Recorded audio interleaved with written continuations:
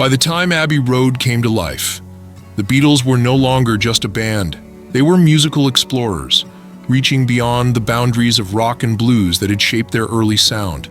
Among its many masterpieces, Because shines as one of their most daring and ethereal creations. Written by John Lennon, the song's haunting three-part harmony, sung by Lennon, McCartney, and Harrison, remains one of the most mesmerizing moments in the band's catalogue. But what truly sets it apart is the unlikely source of its inspiration. The spark struck one quiet evening at Lennon's home, as Yoko Ono played Beethoven's Moonlight Sonata on the piano. Lennon, captivated by the piece, asked her to play the chords backward. From that moment, Because was born, a bridge between two musical worlds separated by more than 2 centuries. Layered harmonies, harpsichord textures, and the eerie hum of a Moog synthesizer transformed a classical melody into a vision of the future. It wasn't imitation, it was reinvention. What makes Lennon's honesty about his inspiration so refreshing is that he never tried to hide it. While the Beatles often clashed over songwriting credits, Lennon freely admitted that Beethoven had sparked the idea. It was an act of confidence, not concession. Proof that great artists don't fear influence, they transform it. Reflecting on the song's creation, Lennon once explained, "I was lying on the sofa listening to Yoko play Moonlight Sonata. I said, 'Can you play those chords backward?' She did, and I built Because around them."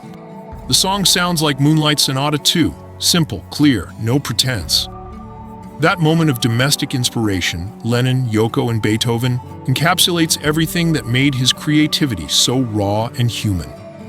Musically, Because revolves around the harmonic skeleton of Beethoven's Piano Sonata No. 14, the piece later dubbed Moonlight Sonata.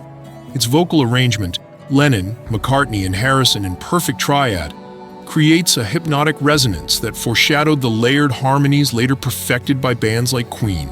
In the studio, producer George Martin pushed the limits of technology to merge Beethoven's classical influence with modern recording wizardry. He recalled that Lennon played the riff on guitar while Martin mirrored each note on an electric harpsichord, with Paul on bass and Ringo keeping time on the hi-hat to ensure perfect synchronization. It was a delicate, futuristic dance between precision and soul. Not Vienna, 1801, but London, 1969, with rock as the new symphony. Because remains one of the Beatles' most otherworldly songs, a celestial fusion of the past and the future. Its mix of harpsichord and Moog synthesizer gave it a texture that still sounds ahead of its time.